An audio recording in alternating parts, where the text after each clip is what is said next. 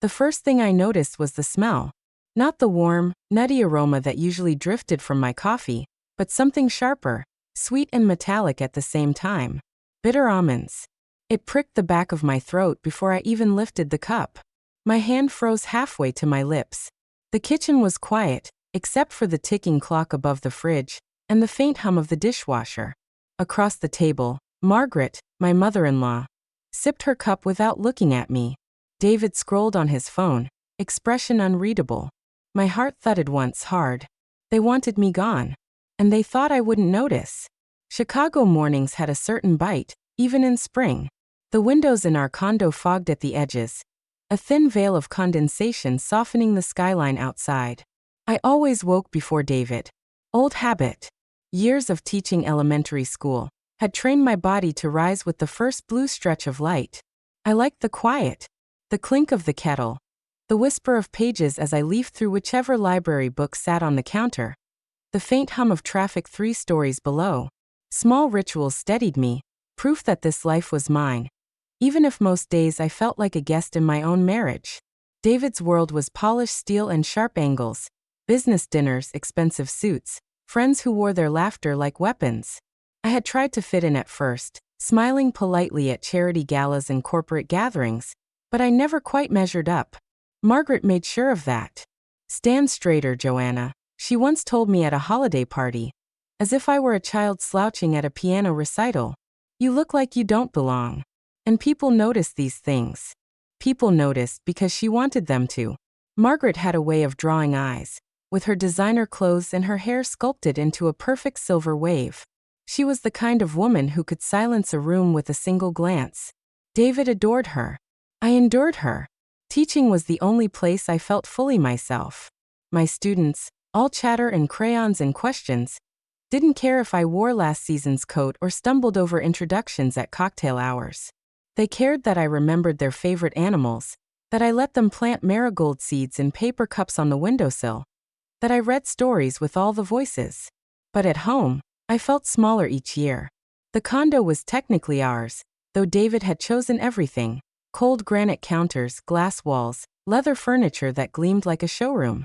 I had contributed a single quilt, patched in bright colors, which I draped across the couch. Margaret had wrinkled her nose at it the first time she visited. "A little homemade, don't you think?" she said, as if homemade were synonymous with cheap. Still, I held on to it. The quilt was mine, stitched by my grandmother's hands, a reminder that I came from warmth, not ice. Most mornings unfolded the same. I packed lunches for my students, glanced through lesson plans, then tried to coax David into conversation before he disappeared into meetings. He rarely looked up from his phone. "You've got late pickup again?" I asked one morning, buttering toast. "Bored dinner," he muttered. "Don't wait." I swallowed my sigh. We hadn't eaten together properly in weeks. When Margaret dropped by unannounced, the air shifted. She always walked in like she owned the place, carrying expensive pastries or little critiques wrapped in compliments. "These tulips," she said once, eyeing the bouquet I had bought with my teacher's discount. "So bright and cheerful. Of course, they won't last long.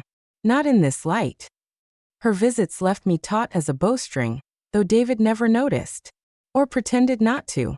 That morning, the morning of the bitter almonds, I moved through the routine as always, the kettle hissing, the city waking outside our window. But beneath the surface, something in me had already begun to change. Maybe it was the way David avoided my eyes. Maybe it was the way Margaret's lips curled faintly when she poured my cup.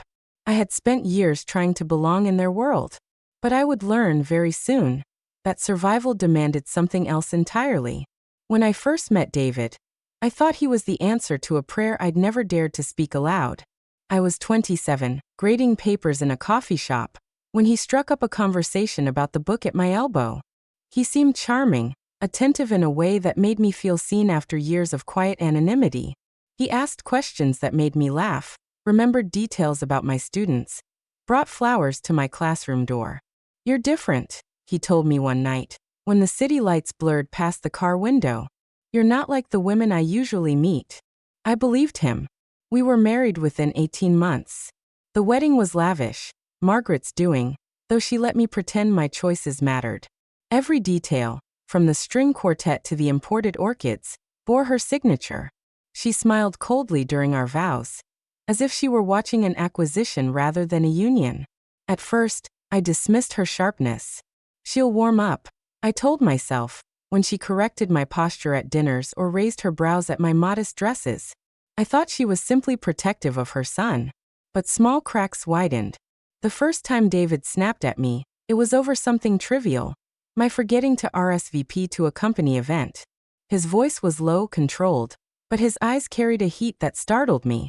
Later, he apologized with jewelry, the glint of a necklace meant to erase the sting of his words. I told myself love required compromise. Then came the financial secrecy. Bank statements locked away, business expenses that didn't quite add up. When I asked questions, he brushed me off. "You wouldn't understand," he said, the same tone he might use with a child asking why the sky was blue. The final straw should have been the whispers I overheard at one of his firm's galas. Two colleagues by the bar, speaking in lowered tones. "Chen's got a new thing on the side." Brave, considering the wife's right there. My stomach knotted, but when I confronted David, he laughed it off. "Jealousy doesn't suit you, Joanna." He kissed my forehead, as though that simple gesture could dissolve doubt. And still I stayed, partly out of hope, clinging to the memory of the man who once brought flowers to my classroom, partly out of fear, because Margaret's eyes always lingered too long, calculating, as if she knew I had nowhere else to go. It wasn't until I found the envelope in David's study that the threads began to unravel. It was a life insurance policy, tucked between contracts. My name was listed as the insured, David as the sole beneficiary. The numbers were staggering, millions, more than enough motive for a man who no longer looked at me with love. I wanted to believe it was a mistake. That night, lying awake beside him, I stared at the ceiling and begged my heart to be wrong. But doubt had already sunk its claws into me. The next day, I found something else. A letter unsigned but written in Margaret's slanted script. "She trusts you too easily. Make it quick. Cyanide leaves no trace if done properly." The words burned through me. My hands shook so badly I dropped the page. In that moment, everything realigned. The sharp glances, the hidden accounts, the way David's smile never reached his eyes anymore. It all formed a single, unbearable truth. They were planning to kill me.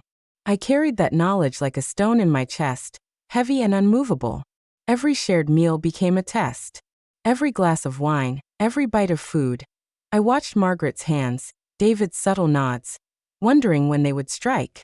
There were nights when I rehearsed what I might say if I left.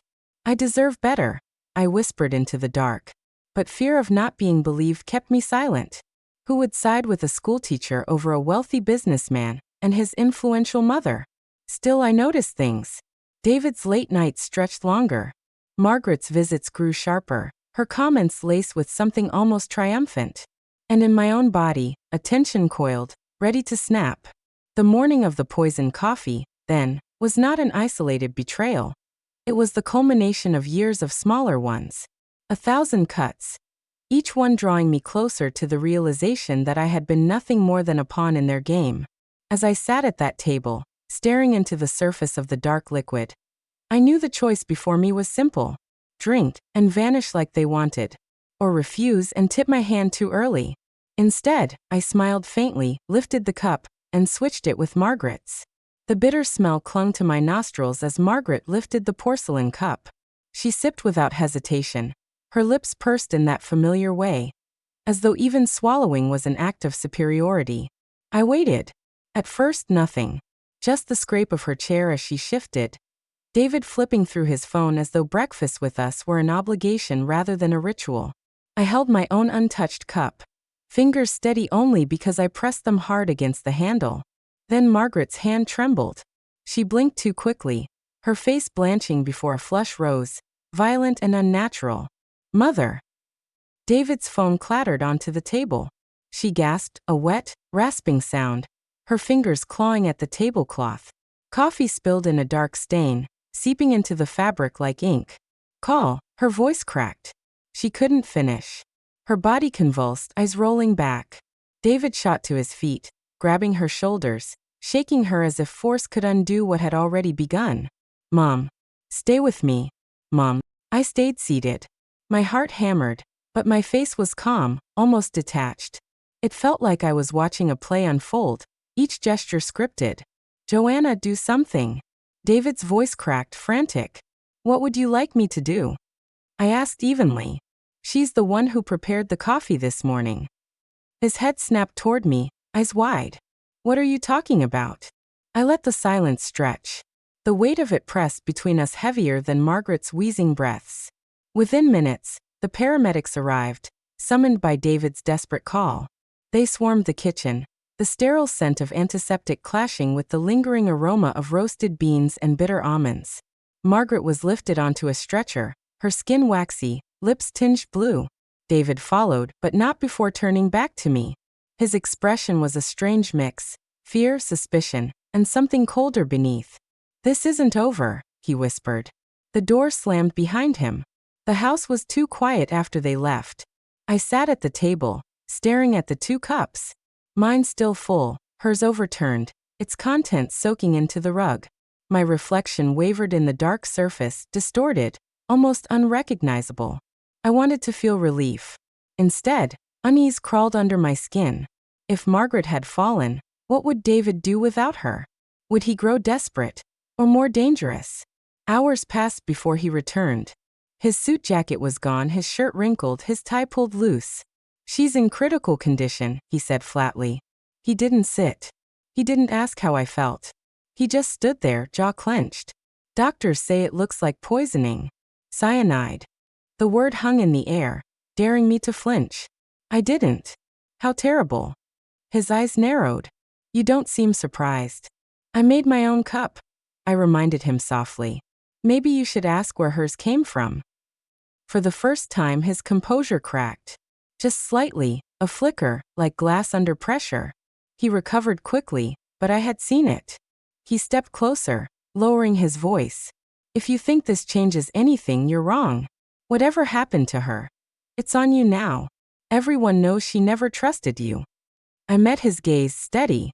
Everyone also knows she controlled everything, including what went into our cups. His lips curved, not a smile, but something colder. You're smarter than I gave you credit for. That night, I locked the bedroom door. I lay awake listening to his footsteps pacing the hall, the creak of floorboards under his weight. Sleep wouldn't come. My mind replayed the letter, the insurance papers, the way Margaret's body had convulsed. They had wanted me gone. She had swallowed her own plan. But David was still here. And if Margaret had been the architect, he was the executor. That truth sat like ice in my stomach. The next morning, I found him in the study, rifling through papers with a fury that made his movements sharp, almost violent. When he noticed me, he slammed the drawer shut. Looking for something? I asked. His voice was flat. Evidence. You're not going to frame me. Frame you? I tilted my head. Funny. I thought you might be saying that to me. The corner of his mouth twitched. We'll see who the world believes, Joanna. A respected businessman, or a paranoid schoolteacher. The venom in his tone chilled me more than Margaret's poison ever had. Because I knew then. Margaret might not survive, but David wasn't finished. He was shifting, recalibrating, already preparing his next move. And I had to be ready. I didn't sleep the night Margaret died. The sound of her collapse replayed on loop in my mind. The clatter of porcelain, her strangled gasp, David's desperate voice calling her name. The ambulance sirens had long faded into the Chicago night, but in my chest, the echoes rattled on. I lay in bed staring at the ceiling, every nerve raw. The room smelled faintly of disinfectant from when the paramedics had rushed in, their latex gloves brushing the counter, the bitter almond scent still clinging to my nostrils.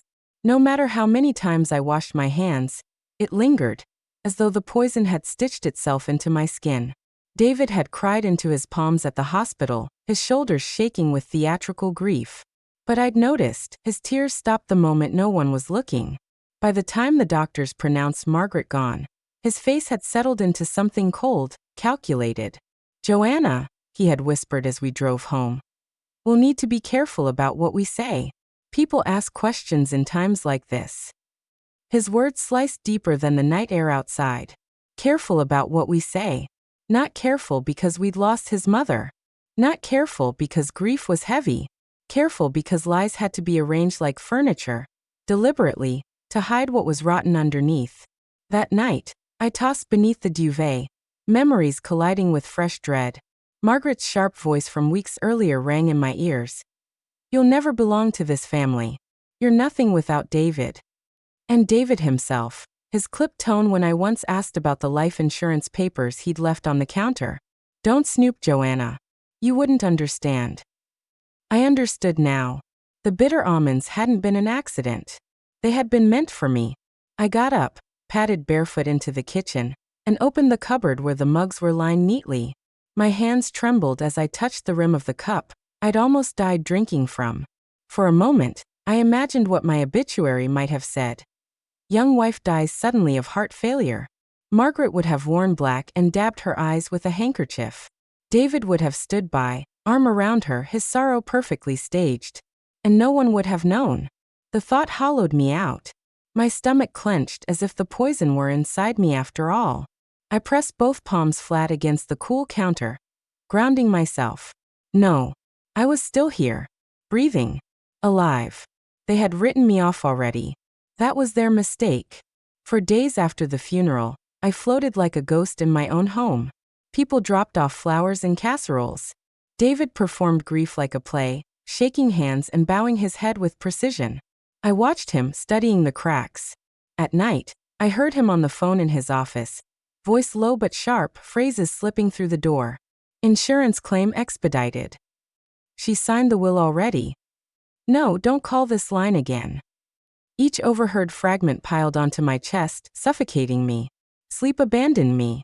I paced the hallway until dawn, my reflection in the darkened window unfamiliar. I started writing notes on scraps of paper.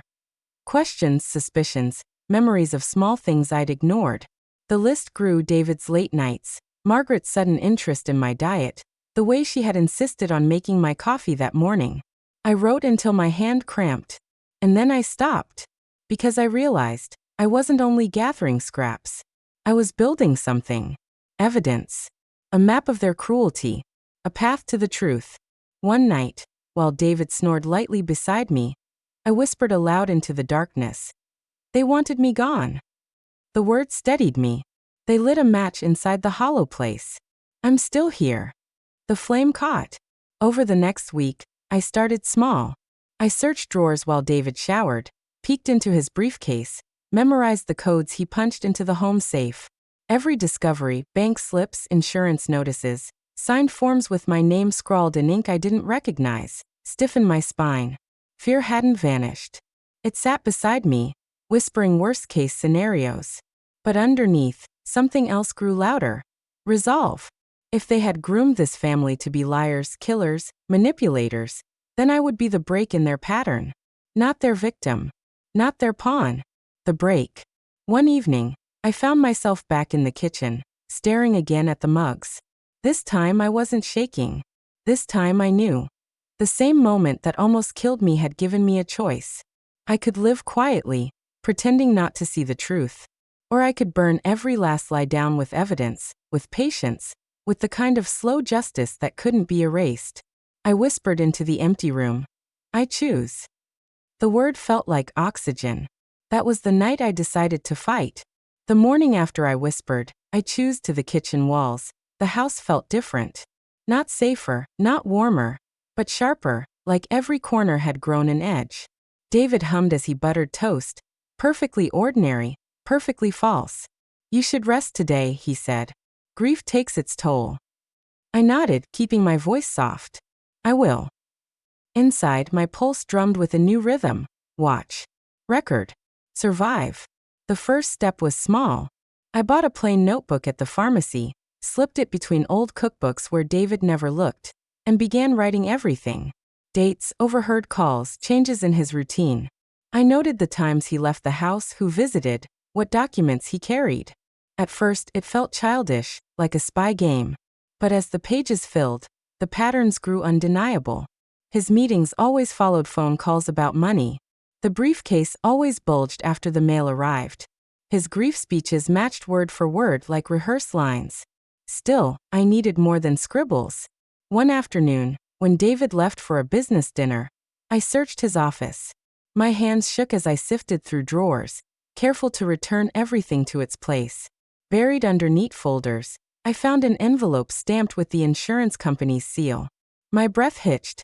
Inside, a claim form with Margaret's name typed across the top. Beneficiary David.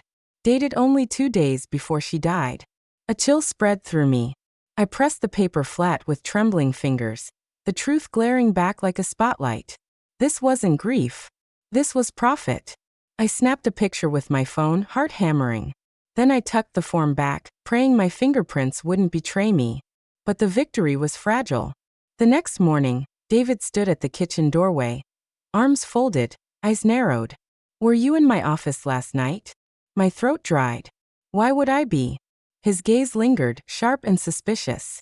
Then, as quickly as it came, he smiled. "You're right. You'd never poke around." The smile didn't reach his eyes. I carried my coffee to the sink with careful steps, forcing my hands not to tremble. For the rest of the day, I locked the notebook away and barely breathed. Doubt returned like a storm. At night, I lay awake asking myself if I was inventing shadows. Maybe I was paranoid. Maybe the form was coincidence. Maybe Margaret's death was a cruel accident. But then I remembered the bitter almonds. No accident. I needed help, but not from friends. David had carefully painted me as dependent, fragile. If I spoke too soon, I would sound hysterical. Instead, I visited Dr. Vasquez. I'd gone to her once before for anxiety after Margaret's cruel words had left me sleepless. She remembered me. When I told her quietly, "I think my husband tried to poison me," her brow furrowed, but she didn't laugh. "What makes you believe that?" I explained: the coffee, Margaret's collapse, the insurance papers. My voice wavered, but she listened, steady as stone. "Joanna," she said, "what you're describing is serious. But suspicion isn't enough. If you want the truth, you'll need proof." Proof. The word carved itself into me like a command. So I began collecting it, piece by piece. I saved copies of bills, photographed documents, recorded short clips of David's hushed calls. Each step terrified me. My hands sweated. My heart raced. Some nights, I thought I'd be caught, dragged into his office, forced to confess. More than once, I almost gave up. The lowest point came when I accidentally left the safe door slightly ajar after photographing Margaret's will. The moment I realized, I nearly fainted. That evening, David stormed through the house, slamming drawers, muttering about someone not respecting boundaries. I thought it was over. But then nothing. He didn't confront me. He didn't search my things. Either he hadn't noticed, or he believed I was too weak to try. That miscalculation became my shield. Weeks blurred into months. My notebook swelled.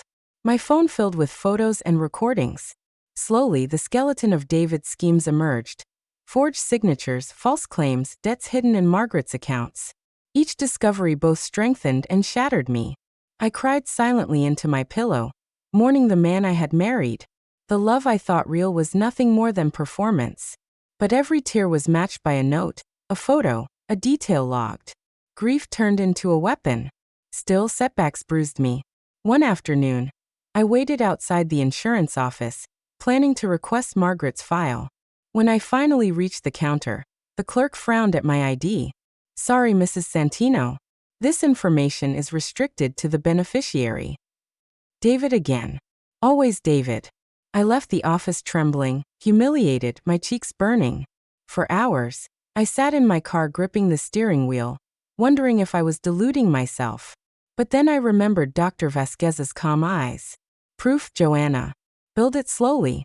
I exhaled. And I started the car again. That night, David poured wine into 2 glasses and handed me one with his usual rehearsed charm. My stomach twisted, the rim of the glass glowing like a trap. I smiled faintly, set it down untouched, and said, "To Margaret." His eyes flickered, just for a second. Surprise. Unease. I saw it. And I knew. I was getting closer. The strategy wasn't glamorous. It wasn't fast. But it was steady. Every day, I placed another brick on the path. Every doubt was answered by another detail. Every failure redirected me toward another angle. One night, as I tucked the notebook back into its hiding place, I whispered the words again. I choose. This time, they didn't just feel like oxygen. They felt like fire. The hearing room smelled faintly of paper and stale coffee. Long oak tables stretched beneath buzzing fluorescent lights. And the air carried the charged hush of expectation. This wasn't a courtroom, not yet, but an insurance tribunal, where disputed claims were resolved before legal escalation. David sat across from me, tailored suit crisp, his smile rehearsed. He looked like a man who had already won. His lawyer adjusted his tie, whispering last-minute instructions. I, by contrast, wore a simple navy dress. No jewelry, no mask of wealth, just myself, steady breathing, clutching the folder that had lived under my mattress for weeks. They called the session to order. Mr. Santino, the chair began. You've filed a claim of $3 million on behalf of your late mother, Margaret Santino. Before we proceed, is there anything further you wish to state? David rose smoothly, spreading his hands as though giving a eulogy. My mother was the pillar of my family.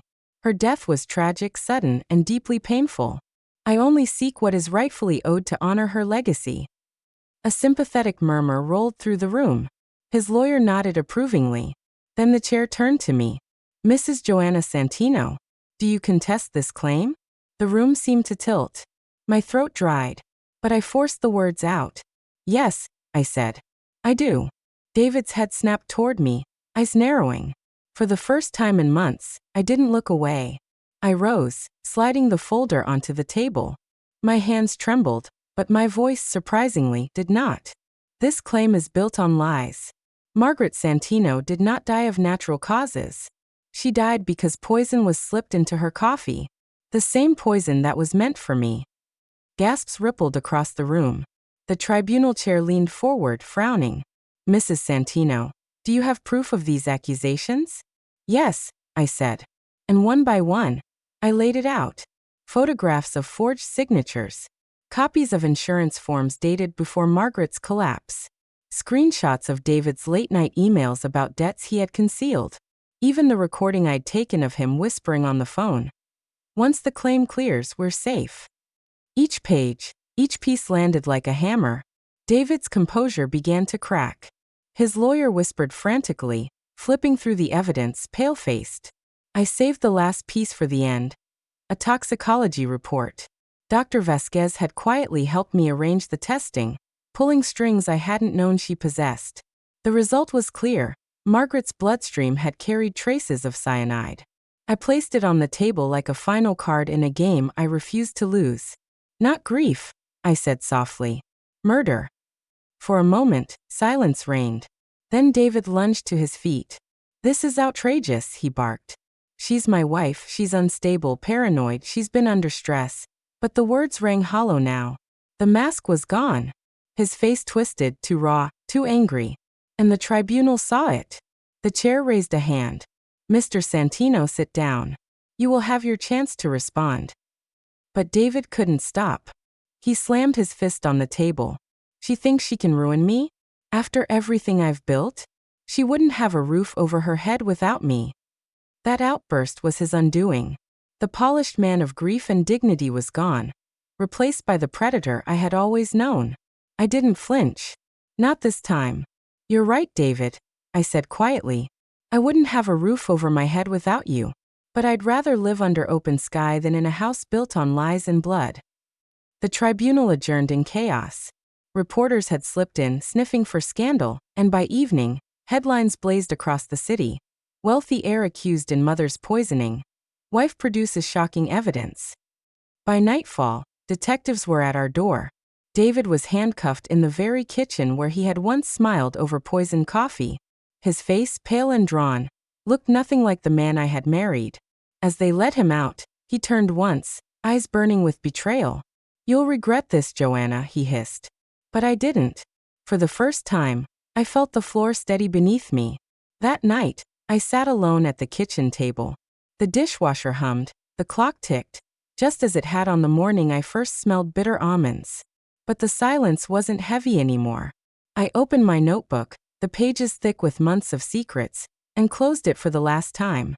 David's empire of lies had collapsed under its own weight. And I, once the woman they thought too weak, too blind, was still standing. Alive. Free. The apartment was quiet after David's arrest. Too quiet at first, like a stage stripped of its actors. I wandered through the rooms, touching the backs of chairs, the cold marble counters, the window glass still smudged with fingerprints. For weeks, I half expected him to return, swaggering in, voice sharp, presence filling every corner like smoke. But he never did. Instead, I began to breathe again. Slowly, cautiously, like a bird testing broken wings. I donated most of the clothes he had chosen for me. The jewel-tone dresses, the heels that pinched, the pearl necklace Margaret once insisted made me look acceptable. In their place, I bought plain cotton shirts, notebooks, second-hand novels. It felt like reclaiming a language I had forgotten how to speak. Some mornings I sat in the kitchen with coffee, the real kind, untainted, fragrant. I still caught myself sniffing the cup before every sip, and maybe I always will. But that caution didn't feel like weakness anymore. It felt like survival. When the trial finally ended, David was sentenced to life without parole. He didn't look at me once as the gavel fell. Margaret, long gone, could no longer twist the story in his favor. For once, the silence belonged to me. Afterward, I packed my few belongings and left Chicago. I didn't make a dramatic exit. No tears at the train station, no cinematic goodbye. Just a suitcase, a ticket, and the soft certainty that I had already said farewell the day I switched those cups. Portland was where I landed, though any city with rain and trees would have done. I rented a small apartment near a park, a place where children's laughter carried through open windows and old couples walked their dogs at dusk. I started volunteering at a shelter for women escaping violent homes. The first night, a girl no older than 20 asked me if it ever gets better. I looked her in the eye and said, yes. Not easy, not fast, but yes. I meant it. Sometimes I think of Margaret. The bitterness that clung to her, the way she sharpened David into a weapon. I wonder if she ever imagined that her own poison would be her undoing. Sometimes I think of David too, the boy he must have been before greed carved him hollow. But I don't linger long. They no longer own my time. Instead, I mark small victories. A laugh shared over tea. A morning jog without looking over my shoulder. A notebook filling with words that belong only to me. Life isn't a grand rebirth. It's quieter than that, steadier. It's the simple fact that I am still here. And when I catch the faint, clean scent of rain on pavement, I think, freedom smells nothing like bitter almonds. It smells like beginning again.